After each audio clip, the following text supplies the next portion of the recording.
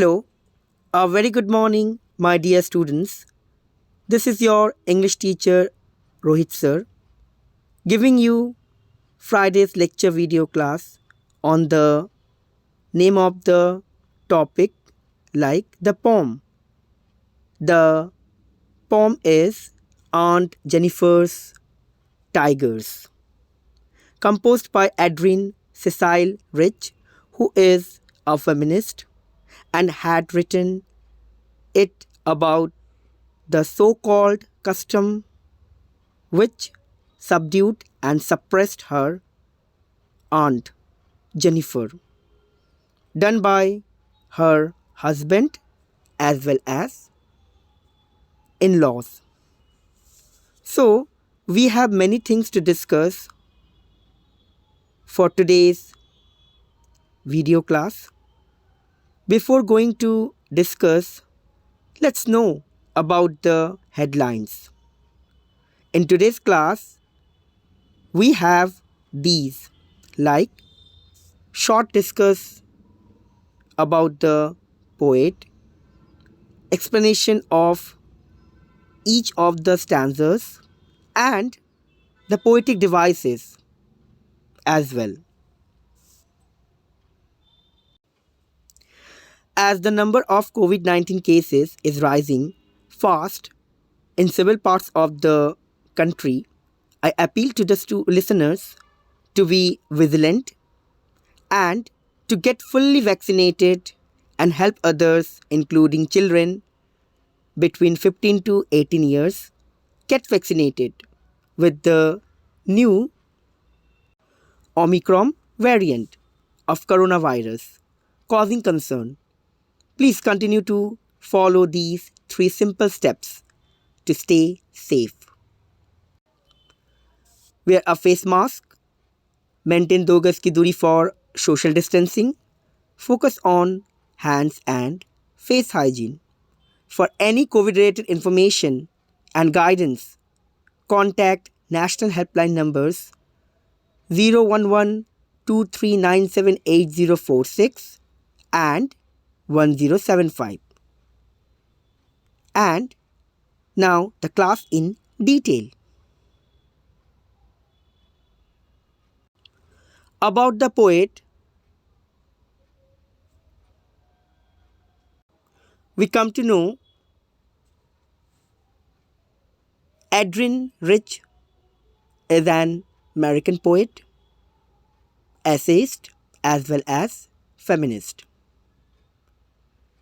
She was one of the most widely read and influenced poets of the second half of the 20th century in America and in the world.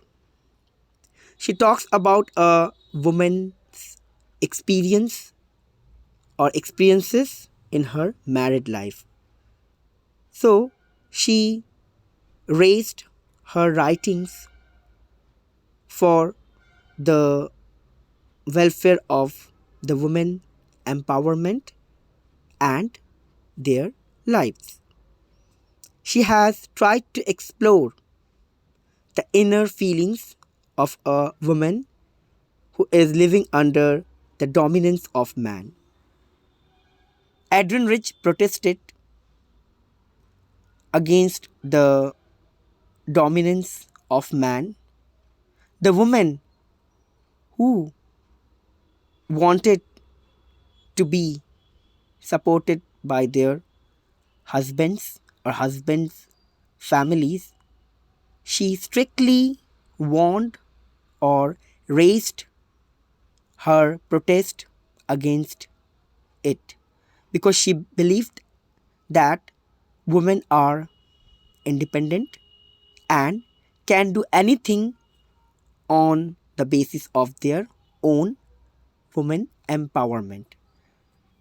So she tried to explore the inner power, the inner quality, the inner fire inside the woman so that they would never be neglected or depressed by any of their husbands' families. So, this much we come to know about the poet Adrian Cecil Rich. Next, we have the explanations of the stanzas one after another.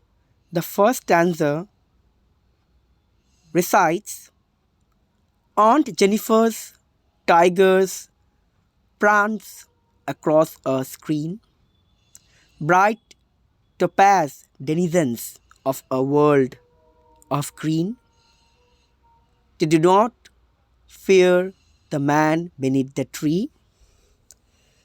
They pace in sleek chivalric certainty. Let's know about the terms used in the stanza. Prance means jumping over, and topaz meaning a bright yellow precious stone. Denizens residence, world of green in the sense of forest or jungle. Okay, so world of green, forest or jungle.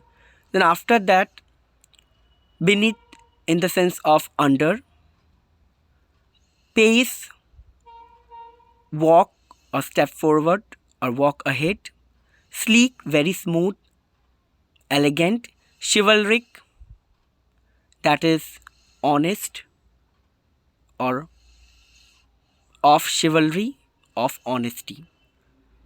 So here the stanza recites Aunt Jennifer's tigers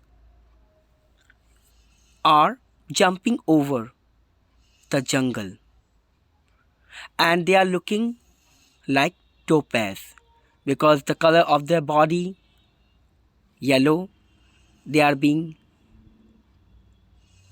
shown and they are looking just like precious stone who are being shown brightly. So they are the denizens or the residents of the jungle, and from the jungle they are jumping over just because of the man. And who are the man?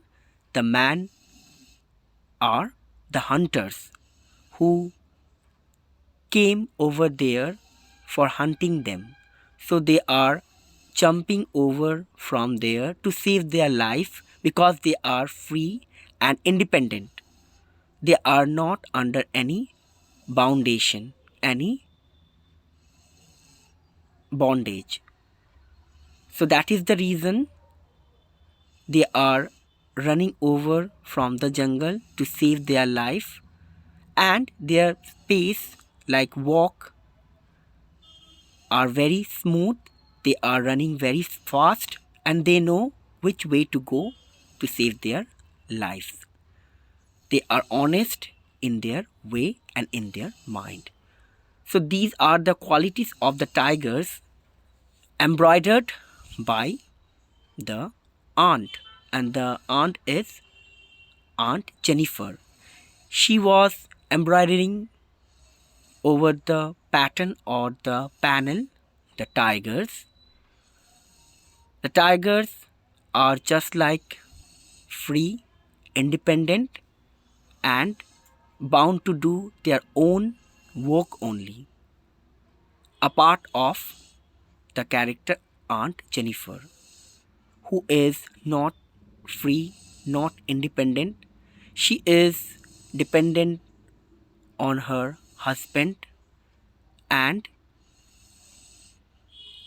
it is the first and most priority for her to complete her responsibility or duties first for her husband and husband's in-laws. So she is not happy in her married life. Still she is old, but she doesn't get her freedom. She is under subjugation. she is under foundation of her husband. Okay, students, from here we come to know the meaning or the sense of the stanza like this. So the next stanza, stanza number second, recites: Aunt Jennifer's fingers fluttering through her wool find even the ivory needle hard to pull. The massive weight of Uncle's wedding band sits heavily upon Aunt Jennifer's hand. Okay, then after that, what happened? Then after that, she is embroidered over the panel. So her fingers are shaking up. Fluttering, meaning shaking or trembling. Wool here the thread by which she is weaving the panel or the pattern. Okay, ivory. Ivory is a substance derived from the tusk of elephant. Okay, it means that the needle is made of ivory. Okay, massive means heavy. Wedding band here is the ring, the engagement ring. So the stanza says her fingers are shaking up when she was embroidering the panel or the pattern, when she was designing with the threads of the wool. Her fingers were stuck to move any. It means her finger or her fingers were hard to pull, to move, to turn any. The reason the ring, the marriage ring, is the responsible for her constant statue of her finger, because the finger does not work due to putting the finger inside it, and the responsibility of the ring is heavier than any other. So this is very tough or hard for her to do or to think anything freely, because she is under someone's responsibility, and her responsibility is also to think about her husband and husband family. And for that reason, the finger doesn't make her walk anymore. The ring does not allow to work anymore by her finger, that she cannot think about her freedom. She is determined to be with her husband's family. That is the reason the stanza says that the finger or the fingers do not allow her to move any more freely or to think any more independently. Clear? So, in our next stanza, that is stanza number third, is like this: When aunt is dead, her terrified hands will lie, still ringed with orders. She was mastered by the tigers in the panel that she made, will go on prancing, proud and unafraid. So the stanza recites like this: When she would be died, or when she is dead, her terrified hands will lie, still ring with orders she was mastered by. So the terrified hands, it means horrified or dangerous hands, will lie still after her death, because she is died, but the ring always stays with her, and it reminds it the responsibility and the duty of her in-laws would still follow her even after her death. Okay? So terrified means horrified or dangerous. Ordeals means tough times, hard times, difficult times, or hardships in life. Okay? Mastered in the sense of ruled over. Master means rule over. Okay, panel is the pattern. It's a device over which the tigers are being embroidered. Okay, and prancing, as I told you, prancing is jumping over, unafraid, fearless. Unafraid means fearless. So after her death, the ring would not leave her anymore. It would be still with her after death.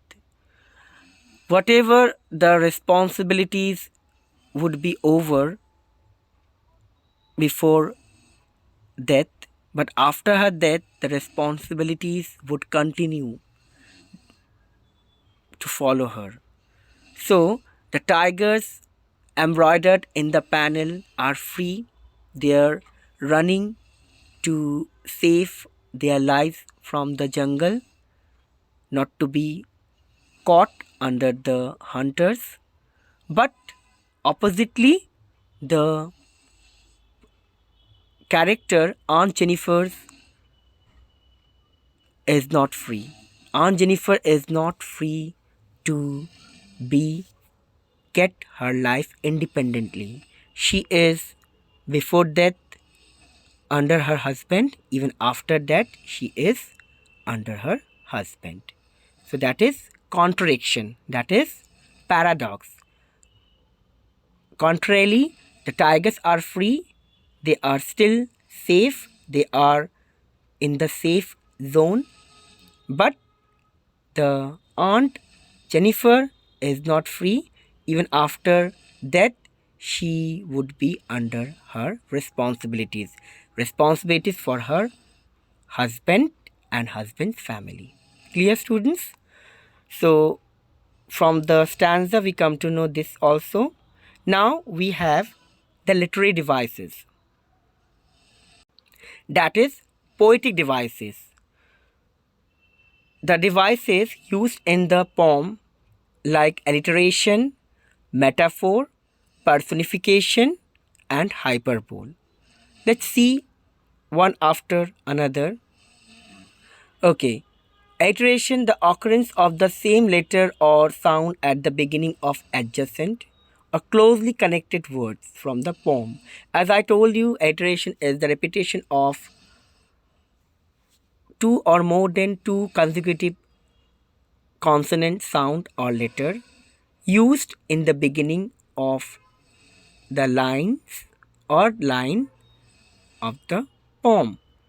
So the first letter or sound is used as iteration, like she, sir, chivalric and certainty. Sir sound we would get over here. That is iteration, sir, sir.